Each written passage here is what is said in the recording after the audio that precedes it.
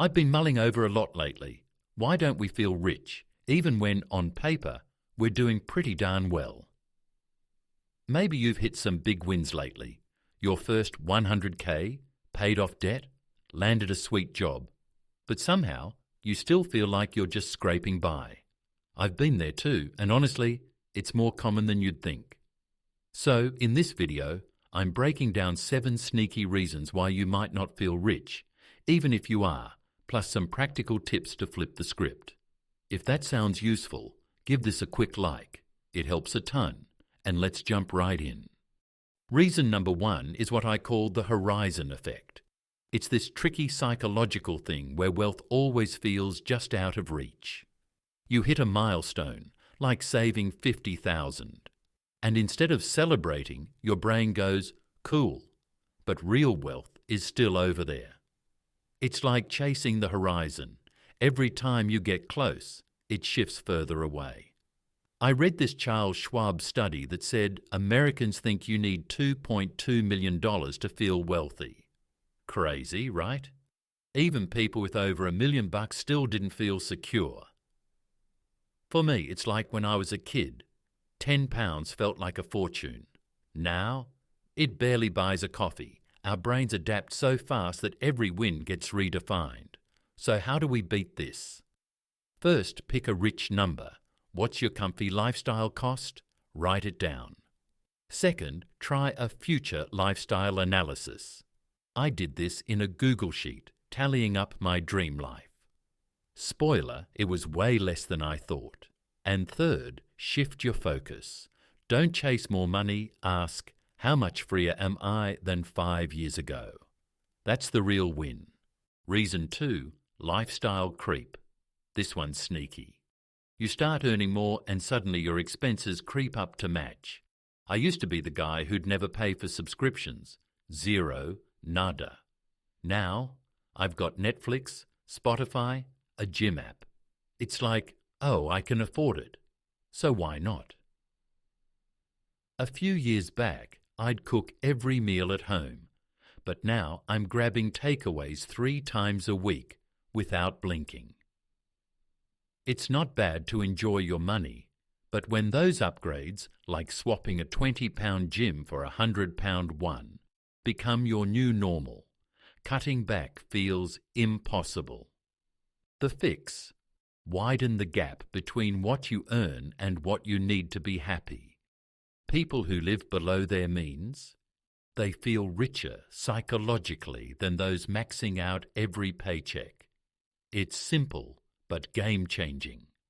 Reason 3, your wealth is tied up in stuff you can't touch. Maybe you've got a house, some bonds, or a CD maturing in 2028. On paper, you're loaded, but your bank account's saying, where's the cash? I felt this when I put most of my savings into a flat. Great investment, but I couldn't just jet off for a month without stressing. Liquidity. That's the magic word. Having cash on hand gives you freedom and peace of mind. You don't need all your money sitting idle. Online trolls will yell, invest it all. But I reckon a 3 to 6 month emergency fund, plus a bit extra for opportunities, is spot on. Too much cash though. Like £50,000 under your bed when you spend £1,000 a month.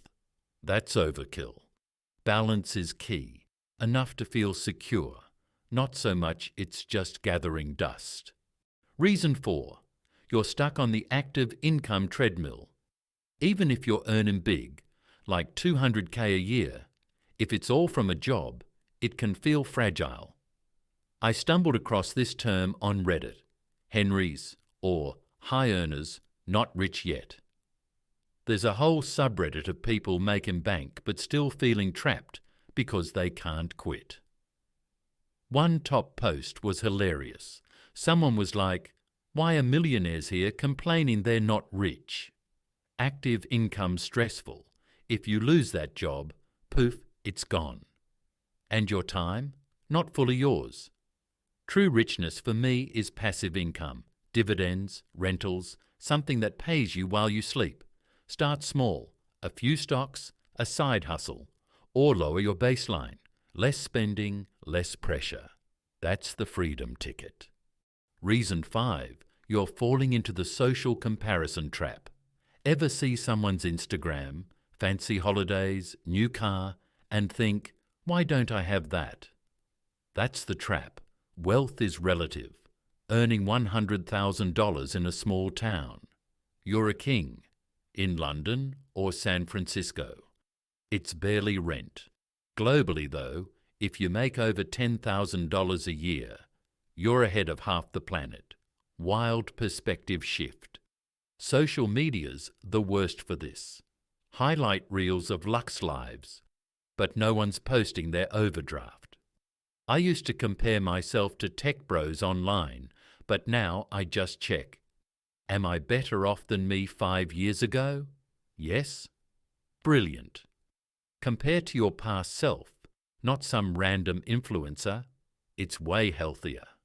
Reason 6. You haven't decided what rich means to you. If it's just more money than now, you'll never get there. It's a moving target. There's a difference between being rich, like hitting a £2 million net worth, and feeling rich, which is freedom, no money stress. I tried this. I wrote down what rich feels like for me. Time to travel, no debt worries, a cozy life. Took me 10 minutes and it was so clarifying. Try it. What's your rich vibe? Maybe it's £50,000 a year from investments, not £500,000 in the bank. Focus on the feeling. When you wake up calm, doing what you love, that's the jackpot, not some arbitrary number. Reason 7, and this is huge, you're living above your means. I've hinted at this already, but it's so critical it gets its own spot. The less you need, the richer you feel. It's that simple. Take the 4% rule. If you spend £40,000 a year, you need £1 million to retire. Cut that to £20,000, you're free with £500,000. I love this quote from Mr. Money Mustache. If you spend nothing, you can retire today. Okay, not realistic unless you're a wizard, but the point? Lower spending, faster freedom. For me, trimming little things, like fewer takeaways, boosted my savings and my chill factor. Spend less than you earn, widen that gap, and watch how rich you feel. Not just on paper. So there you have it. 7 reasons you might not feel rich, even if you're smashing it. The horizon effect, lifestyle creep, locked up wealth, active income, social comparison, undefined rich, and living above your means. It's less about your bank balance and more about your headspace.